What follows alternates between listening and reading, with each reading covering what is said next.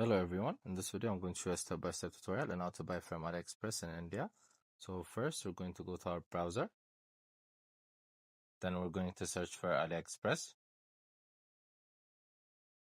As you can see, we're already logged in. So when you click on the country option, it's going to allow you to select what country to ship to.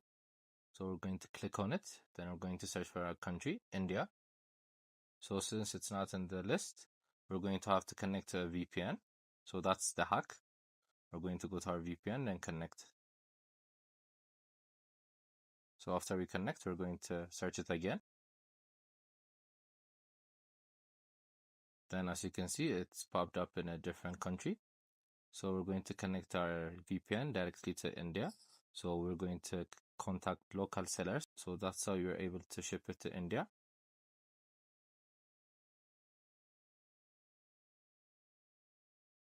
I hope you guys like this video. Subscribe for more, like for more, share for more. I hope to see you again. Goodbye.